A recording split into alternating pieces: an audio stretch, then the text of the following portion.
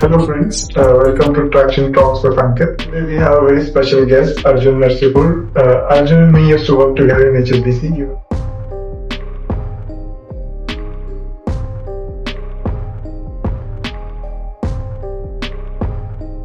He was handling Chennai while I was in Bangalore. So we go along back, and today he's here. He manages 1200 crores worth of clients' money in PMS equity investments. So I let Arjun also introduce himself. Yeah, hi Ankit, thanks for inviting me. Totally unexpected. Haven't done this kind of chat before. Our day-to-day lives are busy managing money, client communications, markets, etc. So again, thanks for inviting. Equity markets and markets in general has been my life for as long as I can remember. Trying to build something from scratch, not just the company but the philosophy itself that has to come before the company, and then seeing it slowly take shape and investors trusting us with their money has been truly rewarding. So that's why we have this podcast where we call people who think outside the box. So I think you started with HSBC as FX and derivatives, and then the shift happened to equity markets. How was it, and what made you switch from FX to equity? So the interest in markets started when I was doing my MBA. Essentially, I've always been a reader, and I was reading this series of books called Market Wizards.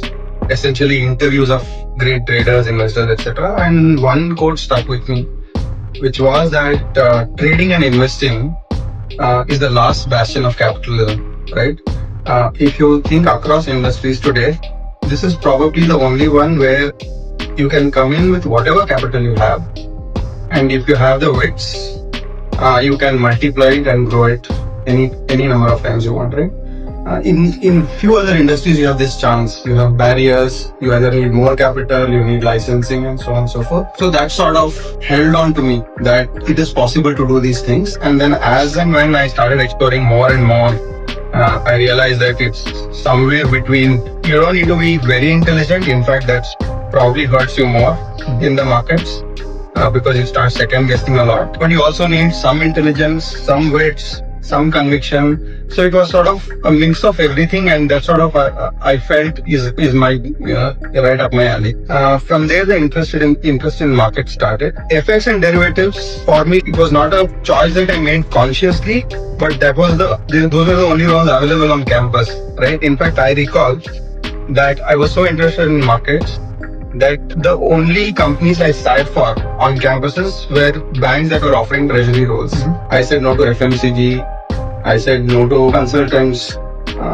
Only two banks were offering the treasury roles, which was UTI Bank, which is now Axis Bank, and SBI. And I chose UTI Bank, and that was my introduction to FX and derivatives. The management trainees were supposed to do some sales during the day, but we were itching to take positions, right?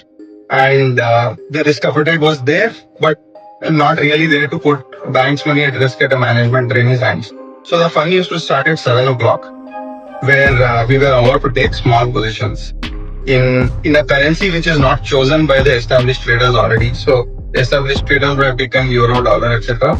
And we used to take exotic pairs like euro yen, GBP yen with small stop losses. Immediately lose the money, $3,000-4,000 of stop loss, and go home. That was where I started building my philosophy. Initially, when you lose enough money, then you think, how do I make money, right? And I think that is the first step of building a philosophy of what works in the market, what doesn't work. In a sense, the game teaches you the game. None of this is there in the books. So that was my introduction. And that's how I started to build my own philosophy, which we can talk about later as to what makes money in the market. How were the early days like? I mean, starting from scratch and building a business. First, let's say 1 year, 2 year, when you left the bank, the whole thing around getting people's money, setting up the licenses. How were those days? What were the challenges? How did you handle building the team, getting your partners in place? Where all of that happened? Yeah, very interesting stories again. When I left the bank, I had a broad idea of the product that I'm going to create. I thought that if I can just compound my capital, then I'll be very happy with it, right? So I started doing this for a couple of years. I did it well, and one of our bosses, Sridhar, He was in town, and I was always in touch with him. And then I told him, I'm doing very well. These are the risk parameters. These are the return parameters. It's come out beautifully. Then he looked at me and he said, "Look, jungle mein moor nacha to kisne dekha? Right? You're doing all of this, but think big." So that was the sort of lever, and I said, "Yeah, he's right. I need to do something bigger with what I have." So at the same time, there were other bankers in Chennai who were thinking of starting something on their own. I made the calls, and they also already had similar plans, and we all come from a similar family background, etc. And we decided that probably the four of us have to come together and do this. One interesting thing we did, Ankit, was that though we knew that we were going to start something in the business, we never jumped in, right? I think for the first 1 year, all we did was just hang out with each other. I think when you're in a business partnership, you should like the partner as a person first, right? It's almost like, second marriage. So you should know their likes, their dislikes, what do they eat, what do they drink, how do they react under various situations, because all of this is going to happen in the business, right? So we did that for 1 year, got very comfortable, and 2018 we went and shot the SEBI portfolio management license. Started with our own capital, like we do everything at Agreya, right? Our capital goes first. Once we tested it and it was still working the way we had envisaged, slowly went to friends, first round, second round, third round, like any startup I would guess. Great. 2018 PMS license applied, put your own money. Now 0 to 100 crores, what were the key decisions that you took which got you to 100 crores in, I don't know, 1 year, 2 years, so something like that? Yeah, I think it took us a couple of years, because I recall at the end of the first year, I think we were at about 20 crores. At the second year end, maybe about 70, 80 crores.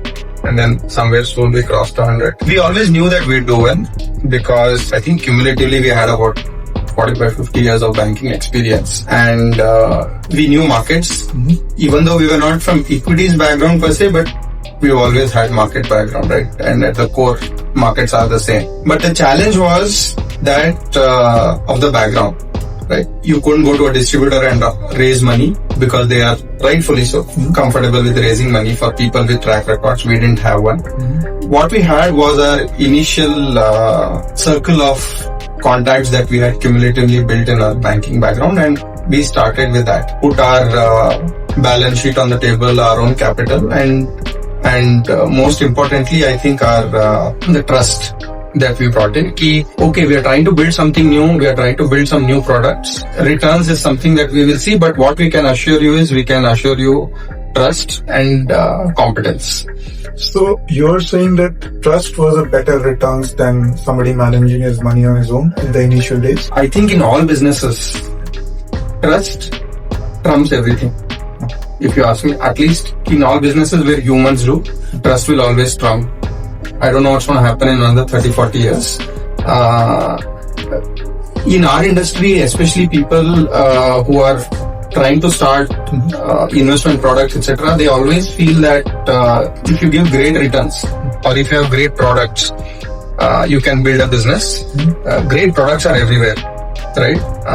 But to compound your relationships with investors over time, and for them to know that, okay, somebody's giving 14, 15, 16, 17, it's fine, but I know my money is safe. I know these guys do the right things in compliance, operations, investment management processes, etc. That is a combination that you cannot overcome. And the results are there, right? So there are many fund houses or operations where the results might not be great, the returns. But if you look at the AUM, they are through the roof, right? So that alone should tell you that asset management is a liability business. How you raise liability, that can vary, right? You can do it through brute force, through the marketing this thing, or in our case specifically where we cater to HNIs and ultra HNIs, it's mostly relationship and trust. We took about a year or two to understand this, right? First, we were also all thinking about products, etc. But yeah, a relationship and trust is what I would say. I echo that even in our business, JCAT, it's trust. The property management business where somebody is giving us $1 million worth of asset to manage. A return is something that is important, but Yeah. if somebody is going to do the right thing with the property, manage it well, market it properly, it becomes valuable.